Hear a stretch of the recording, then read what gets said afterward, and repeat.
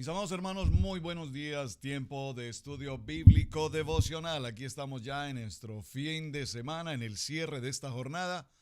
Su hermano Pastor Roberto Alfaro les saluda y les doy una cordial bienvenida a este tiempo de estudio bíblico devocional. Estamos originando desde la ciudad de Cherryville, en Carolina del Norte, y desde esta tierra, desde este pequeño lugar con futuro grande, saludamos a todos nuestros hermanos que nos acompañan a través de Radio Génesis.tv, Vivo para Cristo TV en Suecia, Estocolmo, para toda Europa. Ustedes, muchísimas gracias.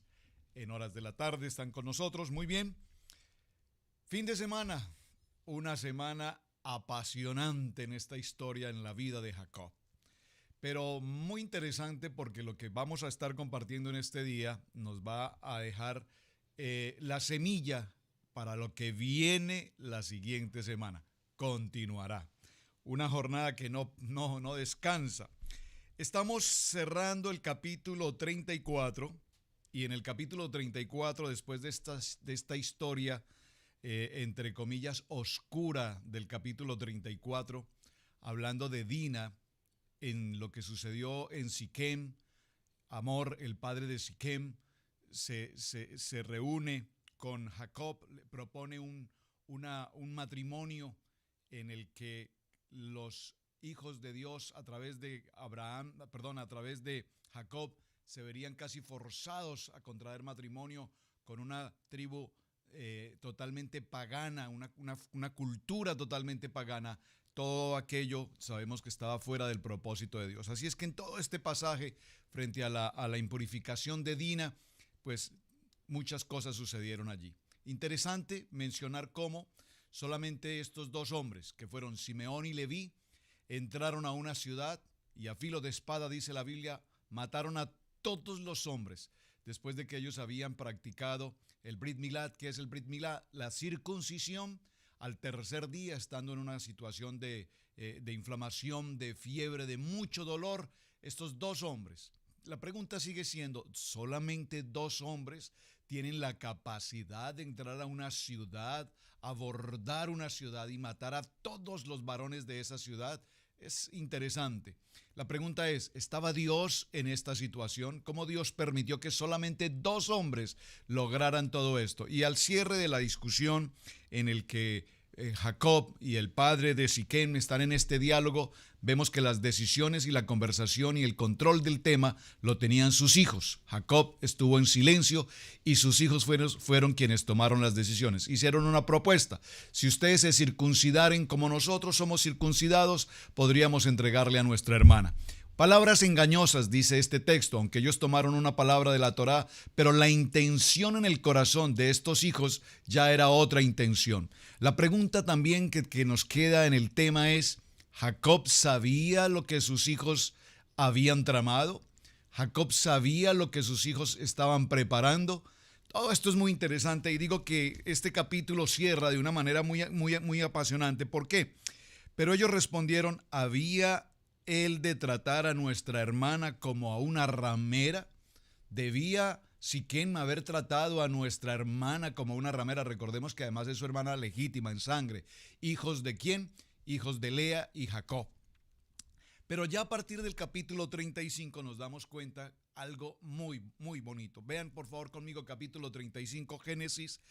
Y dijo Dios a Jacob. Aquí aparece nuevamente Dios a Jacob y le dice, levántate. Por favor, preste atención a las 4 expresiones que Dios le da a Jacob en el capítulo 25. Dijo Dios a Jacob, levántate, sube a Betel. Recordemos la importancia de Betel, casa de Dios, puerta del cielo. Ya había aparecido Dios a Jacob en Betel. Recuerdan, allí en Betel había estado ya Abraham, el abuelo de Jacob. Dice, recuerden que Betel también es ciudad de luz. Fue cambiado su nombre por Betel. Sube a Betel, quédate allí y haz allí un altar al Dios que te apareció cuando huías de tu hermano Esaú. Importantísimo este texto del capítulo 35. Después de toda esa experiencia, dolor y toda esta adversidad que enfrenta Jacob estando en Siquem, recordemos que Jacob venía con un propósito. Primero, reconciliarse con su hermano Esaú, número 1. Número 2, pues encontrar de nuevo a su padre, aún Isaac en vida. Debía encontrar nuevamente a su padre. Han transcurrido hasta este momento ya cerca de 21 años, casi 22 años, y todavía, aún estando ya en la tierra de Canaán, no se había acercado a saludar, a recibir a su padre. De tal manera que este proceso por el cual Jacob va pasando, recordemos que él lo que hizo fue, al entrar a esta tierra, fue establecerse, compró terreno y construyó casa. Sucot, construyó viviendas, cabañas para él y para sus ganados. Ahora en el capítulo 35 todo cambia, porque aparece Dios. Y atención, verso 2. Entonces Jacob dijo a su familia y a todos los que con él estaban, por favor, subraye el capítulo 35, verso 2. Y les dijo, quitad los dioses ajenos que hay entre vosotros y limpiaos y mudad vuestros vestidos. Podríamos dedicarnos una eternidad a tratar este versículo 2 del capítulo 35. Por favor, Jacob reúne a toda su gente y lo primero que les dice es, quitad todos vuestros dioses. Pero un momento, los dioses. ¿Acaso no es que todo este pueblo adora al único y poderoso Dios, Hashem? ¿Qué está significando quitad los dioses ajenos que hay entre vosotros? Esa expresión viene muy bien para nuestros días, porque así estamos hoy en la vida de la iglesia. Nos congregamos, hemos recibido a nuestro Señor como nuestro único y suficiente Salvador, buscamos con el tiempo de congregación, adoración. La pregunta es, ¿cuántos y cuáles dioses ajenos todavía hoy hay en tu corazón, en tu hogar, en tu familia? Es decir, todavía hoy en la vida de la iglesia vivimos una vida como creyentes, pero albergamos en nuestros corazones dioses ajenos. ¿Y qué más decir? Que hoy todavía la iglesia creyente, comillas, practica todo tipo de actividades fuera del propósito de la palabra. Por favor, pastor, explíqueme esto un poco más despacio, con muchísimo gusto. Todavía hoy en la vida de la iglesia creyente, en la que reconocemos a nuestro Padre Celestial, a Yeshua como nuestro Mesías, todavía hoy se practican en la iglesia celebraciones paganas como Halloween, por ejemplo. Estamos en una época, en el momento en que estamos grabando esta enseñanza, estamos en un tiempo de diciembre y entra el espíritu de la Navidad, espíritu pagano de la Navidad. Si usted todavía no conoce eso, necesitamos trabajar y tal vez no sea este el mejor tiempo para que lo mencionemos. El árbol de Navidad y todas las fiestas de Navidad y todo lo que viene en este tiempo de Natividad son fiestas que no corresponden al texto bíblico de la palabra. Se han mezclado todo tipo de doctrinas de hombres que han sido traídas a la palabra, y en esa mezcla han surgido toda una serie de eventos y acontecimientos que hoy celebramos sin saber que no tienen nada que ver ni con el nacimiento del Maestro, ni con el nacimiento del Mesías, ni tienen nada que ver con la palabra. Entonces, ¿por qué quiero resaltar el capítulo 35, verso 2? Porque Jacob reúne a toda su gente. Estamos hablando 12 hijos. 11 está por nacer Benjamín en estos mismos momentos, pero está Dina. Recuerden que Dina desaparece de la historia. Hasta aquí, Dina desaparece del texto. Y sin embargo, él los reúne a todos y les dice, sacad de vosotros todos los dioses o ídolos que ustedes puedan tener. Muchas veces hemos quitado de nuestras casas, de nuestros hogares, las imágenes, las esculturas, los cuadros y todas estas cosas, y creemos que hemos hecho la gran tarea. Ya no tenemos imágenes de idolatría, etcétera, etcétera. Pero el problema no es retirar una figura o fotografía o cuadro o escultura de nuestros hogares. La pregunta es, ¿será que todavía esos dioses están guardados en tu corazón? Es decir, del lugar de donde debemos retirarlos es de nuestro corazón, de nuestra vida y no tanto físicamente del entorno de nuestra casa, que por supuesto hay que hacer. Observen que solo el versículo 2 del capítulo 35 nos detiene. Casi que todo lo que tengo para hoy no voy a poder avanzar porque necesito que este versículo sea muy claro en ustedes. Dice: quitad los dioses ajenos que hay entre vosotros y limpiaos y mudad vuestros vestidos. Cuán importante es que una vez hemos quitado toda idolatría, todo paganismo, toda cultura de hombres de nuestra vida como creyentes, estemos limpios delante de Dios. Pero además dice la palabra, dice: cambiad vuestros vestidos.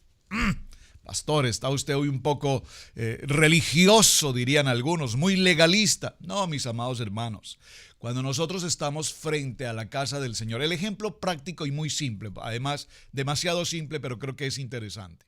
Si usted recibe hoy en su casa o tiene la noticia de que, vamos a decir, el gobernador de la ciudad o el presidente de la nación viene a su casa hoy a visitarle, ¿qué es lo primero que usted hace para que el presidente llegue a su casa? Pues primero que todo, prepararnos para recibirlo. El mejor traje, la mejor presentación, una casa completamente limpia, con aroma, que huela rico. Entonces recogemos cuántos regueros de cosas pueden estar en nuestra casa, de tal manera que nuestro invitado o nuestro visitante hoy ilustre encuentre en nuestra casa un lugar cómodo, agradable, confortable, limpio. ¿Verdad? ¿Será que necesitamos que nos visite el presidente de la nación para limpiar la casa? Y aquí dice el Señor: limpiaos. Número 1. Número 2. Si nosotros limpiamos la casa solamente para que nos visite una persona pública o una persona de importancia, ¿cuánto más debemos limpiar nuestra casa libre de paganismo, libre de idolatría, libre de otros dioses, y tener nuestra casa limpia? Y además dice: y vestíos, cambiad vuestros vestidos. Tú no recibirías al presidente de la nación en tu casa posiblemente en pijama o en otro tipo de prendas. Seguramente utilizarías un traje muy adecuado para recibir una visita ilustre en tu hogar. Aquí el Señor es nuestro invitado principal. Nuestro Padre eterno es nuestro invitado todos los días. Por lo tanto, cuando nosotros nos congregamos en la vida de la iglesia, nos presentamos dignamente y adecuadamente delante de Dios, con vestidos limpios, dice la palabra, con vestiduras limpias, con vestiduras decentes, con vestiduras que corresponden a un hombre y a una mujer que creen en un Dios altísimo, en el Dios todopoderoso. Observen que aquí en este texto del capítulo 35 tan sencillo que estamos tomando, dice el verso 3: y levantémonos y subamos a Betel. Es tiempo de levantarse, iglesia, es tiempo de levantarse de tu crisis, de tu dificultad, de tu adversidad, de tu problema, de tu angustia, de tu temor, de tu depresión. Es tiempo de levantarse para ir a Betel. ¿Qué es Betel? Ya lo habíamos visto. Betel, casa de Dios, puerta del cielo. Subir a Betel, y dice la palabra que me respondió en el día de mi angustia, porque en el día de tu angustia en Betel hay una respuesta, hay una palabra de Dios para tu vida, y ha estado conmigo en el camino que he andado. Todo el capítulo 35 nos habla precisamente de ese momento, cómo Dios nuevamente se presenta a Jacob y le dice y le indica qué es lo que tiene que hacer. Jacob, te dije que regresarías a esta tierra. Me hiciste una promesa que llegarías a Betel. Sin embargo, hasta ahora te veo muy establecido aquí en Siquem. Se están presentando una serie de problemas. Y por favor, una serie de problemas. Permítame mencionarme una serie de problemas. Si hay algo que podríamos en este momento resaltar en la vida de Jacob, son los problemas. ¿Qué cantidad de problemas tiene Jacob en este momento? Pero Jacob, el patriarca, sí, yo creo que si hay una manera de definir a Jacob, el patriarca es un hombre con muchos problemas. Jacob, recordemos, ha pasado por todo tipo de experiencias, desde huir, ser perseguido, ser engañado y pasar por todo tipo de tribulación y prueba. Pero aquí en estos cortos meses desde cuando aparece en Siquem, la narrativa que traemos nos muestra muchos problemas. ¿Cuáles? Por ejemplo, número 1, lo vamos a ver, ya será la siguiente semana. No alcancé a hacerlo en el día de hoy y era incluso el propósito del tema. Rubén. ¿Quién es Rubén? El primogénito de Jacob, el primer hijo de Jacob y Lea. Por tal razón, tiene la categoría, el nivel de ser el primogénito. ¿Cuán importante es ser el primogénito? Muy importante ser el primogénito, porque recuerden que el primogénito es quien hereda en primer lugar y hereda la doble porción. Esto es muy importante si se tiene en cuenta que ahora son 12, es decir, que en la medida en que más hijos aparecen, pues de alguna manera disminuye la herencia para el primogénito. Muy interesante eso, lo vamos a ver la próxima semana. Número 1, Rubén, el primogénito, lo veremos en el capítulo 35, en el verso 22. Aconteció que cuando moraba Israel en aquella tierra, aquí habla de Jacob, en aquella tierra, fue Rubén, su hijo primogénito, y durmió con Bilha, la concubina de su padre. Por favor, preste mucha atención. Jacob se entera que su hijo primogénito Rubén se ha acostado, ha dormido, ha tenido intimidad con una de sus esposas, con una de sus mujeres, Bilha, y esto hace o va a ocurrir para que evidentemente Rubén pierda la primogenitura. Como lo vamos a ver un poco más adelante, pero en el capítulo 49, permítame por favor un momento para que avancemos allá. Quiero dejarles esta tarea para que usted vaya leyendo y vayamos avanzando. En el capítulo 49, en el verso 1, llamó Jacob a sus hijos y dijo: juntaos y os declararé lo que os ha de acontecer en los días venideros. Juntaos y oíd, hijos de Jacob, y escuchad a vuestro padre Israel. Rubén. ¿Quién? El primogénito. Rubén, tú eres mi hijo primogénito, mi fortaleza y el principio de mi vigor, principal en dignidad, principal en poder, impetuoso como las aguas. No serás el principal, por cuanto subiste al lecho de tu padre, entonces te envileciste subiendo a mi estrado. Qué preciosa esta palabra. ¿Qué problema tiene ahora Rubén? ¿Qué problema tiene ahora Jacob? Número 1, Dina acaba de ser violada. Número 2, ahora su hijo primogénito Rubén se acuesta con una de sus esposas. Número 3, en esta historia que estamos siguiendo, muere Raquel. ¿Quién es Raquel? La amada por Jacob. Raquel, aquel a quien él ama profundamente. De sus 4 mujeres, Raquel es los ojos, la niña de sus ojos, diría alguien. Es a quien ama. Y de Raquel hay 2 hijos. ¿Quiénes son? José, preste mucha atención porque aquí viene otra historia apasionante en la historia bíblica, en esta historia de vida. De Raquel tenemos 2 hijos, José, y en este momento nace, ¿quién? Benoni, quien será llamado el hijo del dolor, el hijo de las lágrimas, y aquí nace su segundo hijo. Y este segundo hijo en este nacimiento, al momento de su nacimiento, Raquel muere. ¿Qué más sucede en esta historia? Muere Raquel, pero también muere Débora. ¿Quién es Débora? Como la asistente, como la persona que acompaña, como la persona que asiste directamente a Raquel, también muere en esta historia. ¿Y qué más sucede en esta historia? Bueno, ¿qué más podría suceder? Ya vemos 4 eventos extremadamente delicados que están sucediendo en la vida de Jacob. Así es que muere Raquel, muere Débora, y en el capítulo 22 que estamos narrando, nos encontramos: aconteció que cuando moraba Israel en aquella tierra, fue Rubén y durmió con Bilha, la concubina de su padre, lo cual llegó a saber Israel. Ahora bien, los hijos de Israel fueron 12. Y observe que aquí el capítulo 35, verso 22, nos resalta que los hijos de Rubén fueron 12. ¿Por qué? Porque lo que nos quiere mostrar el texto bíblico es que pese a todo lo que sucedió con Simeón, con Leví. Acuérdense que mataron a toda la gente en Siquem, a todos los varones, saquearon completamente sus casas, se robaron todo lo que tenían, el ganado, las pertenencias, todo. Trajeron a la gente, a las mujeres y a los niños, vamos a decir, los secuestraron, los raptaron. Todo esto pasó con Simeón y Leví. Ahora encontramos a Rubén, que se acuesta con una de las mujeres de Jacob. Ahora nos encontramos con que Dina fue violada. Y en toda esta historia la Biblia nos resalta, pero fueron 12 los hijos de Jacob. ¿Por qué?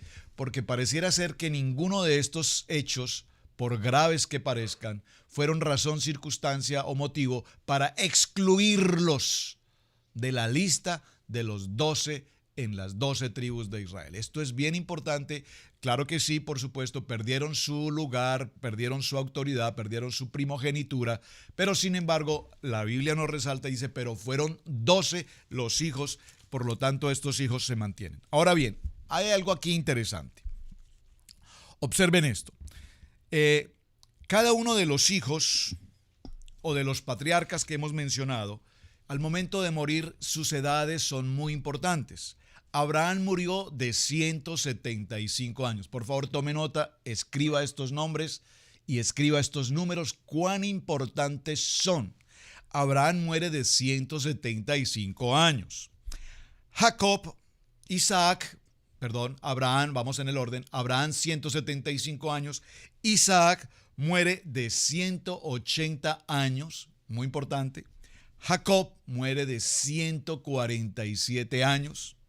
Y José, porque José pasa a ser nuestro siguiente hombre de importancia en el texto bíblico. No a la altura de los patriarcas, porque recordemos que siempre hablaremos de Abraham, Isaac y Jacob, pero la vida de José, en todos los aspectos, la vida de José es extraordinariamente apasionante. En mi vida personal es uno de los personajes bíblicos quien me apasiona totalmente la vida de José. Su historia es realmente maravillosa. Ahora, recuerden los números: 175 Abraham, 180 Isaac, 147 Jacob y 110 José. Si tú sumas estos 4 números, estas 4 cifras, el resultado será el número 612, es decir, suman 612 años los 4. ¿Qué representa el número 612 en la Biblia? Recuerden ustedes, mis amados hermanos, que en el alfabeto hebreo cada letra, Aleph, Bet, Gimel, todas las letras tienen un número o un valor numérico. Ese valor numérico no está puesto allí por casualidad o por simplemente completar algo. Tiene una importancia fundamental. De tal manera que al sumar estos 612 años, nos encontramos que el valor numérico de 612 representa Brish. Brish, ¿qué significa Brish? Significa pacto. Pacto, ¿no? El pacto este que nos hablan de pactar y pactar. No, yo no estoy hablando de eso. Pacto, la importancia de los patriarcas haciendo pacto con Dios. Haciendo pacto de Dios. Si tú me llevares, si tú me proveyeres, si fueres mi alimento, si nunca escaseare, si la bendición estuviera conmigo, entonces yo levantaré un altar, yo te adoraré. Y dice Jacob, y el diezmo apartaré para ti.